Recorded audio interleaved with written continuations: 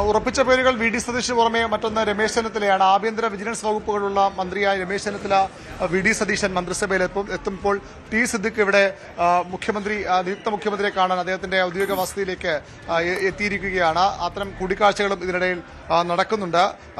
രമേശ് ചെന്നിത്തല ആഭ്യന്തര മന്ത്രിയായി തന്നെ മന്ത്രിസഭയിലേക്ക് എത്തും. കെ മുരളീധരൻ മന്ത്രിസഭയിൽ ഉറപ്പിച്ചു കഴിഞ്ഞു. അദ്ദേഹം മുൻ കെ പി സി അധ്യക്ഷൻ കൂടിയാണ്.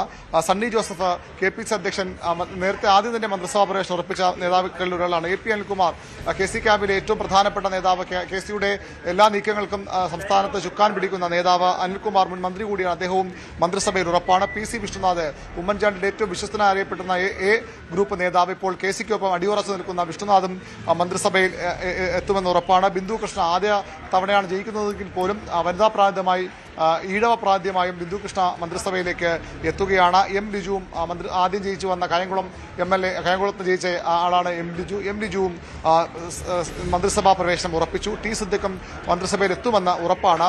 വയനാട് സോണിയാഗാന്ധിയുടെ മണ്ഡലമാണ്. അവിടെ ആ ജില്ലയിൽ നിന്ന് ഒരു മന്ത്രി വേണം എന്ന കടുത്ത ആവശ്യം ഹൈക്കമാൻഡ് ഭാഗത്തുനിന്ന് കൂടിയുണ്ട്. അത് കെ സി വേണുഗോപാൽ പക്ഷ നേതാവായ സിദ്ദിഖിന് മന്ത്രിസഭാ പ്രവേശനം എളുപ്പമാക്കി. ചാണ്ടി ഉമ്മനാണ് മന്ത്രിസഭയിലേക്ക് എത്തുന്ന മറ്റൊരു പുതുമുഖം. അദ്ദേഹം ഉമ്മൻചാണ്ടിയുടെ പാത പിന്തുടർന്ന് പുതുപ്പള്ളി എം എൽ എയും പിന്നീട് മന്ത്രിസഭയിലേക്കും എത്തുകയാണ് ചാണ്ടി ഉമ്മൻ. തിരുവഞ്ചൂർ രാധാകൃഷ്ണൻ മന്ത്രിസ്ഥാനമാണ് ആഗ്രഹിച്ചത്. പക്ഷേ അദ്ദേഹത്തിന് സ്പീക്കർ സ്ഥാനം കൊണ്ട് തൃപ്തിപ്പെടേണ്ടി വരും. ശക്തമായ ആളെണ്ണത്തിൽ കുറവെങ്കിലും പ്രതിപക്ഷം ശക്തമാകും. അതുകൊണ്ട് തന്നെ അവിടെ ഭരണപക്ഷത്തെയും പ്രതിപക്ഷത്തെയും യോജിച്ചു പോകാൻ കഴിയുന്ന സംയമനത്തിന്റെ പാത കൂടി വശമുള്ള ഒരു നേതാവ്, മുതിർന്ന നേതാവ് വേണമെന്ന ചർച്ചയാണ് തിരുവഞ്ചൂരിലേക്ക് എത്തിച്ചത്.